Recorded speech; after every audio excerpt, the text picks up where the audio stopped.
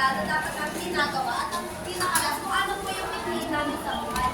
Bali, ito po yung proseso po or yung linya po sa buhay namin kung paano po namin malalaman kung ano po yung pangarap namin sa pinaka. Mag-knowledge dyan. So, sa ganun po, may napansin ka bang pattern ng iyong kapupasya sa linya ng iyong buhay? Yan, wala ka. Hindi. Ang timeline ko na ito ay Nagbigay ka pa ng, nagtalagay ka pa ng ganyan. sa aming pagpapasya balang araw Hawis eh. para sa aming professional balang. Wala sa iyong ginawa, sabi mo ba pinakakuha tamang direksyon na iyong nais na mangyari sa iyong buhay?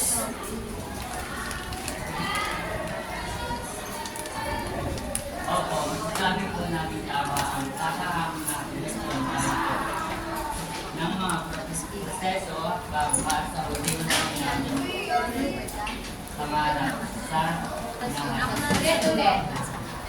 Opo, masasabi po namin tama ang kakahamon na direksyon dahil po ang timeline na ito ay naglalaman ng mga proseso hakbang para sa unti-unti namin pangarap sa inaharap.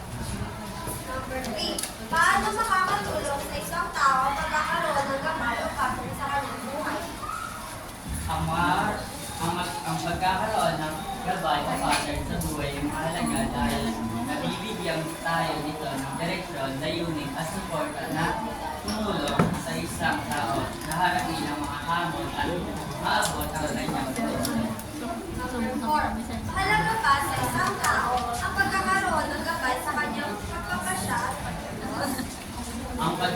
Ang pagkakaroon ng gabay sa pagpapasya o kilos ay mahalaga para sa isang tao dahil ito ay nagbibigay ng direksyon, kaalaman at suporta upang makagawa ng mas maayos na makabuluhang Number 5. Ano kaya ang tawag sa ligang ito? ito ay ang malinaw na direksyon, layunin at mga hakbang na kailangan gawin upang makamit ang mga mitulin. Okay.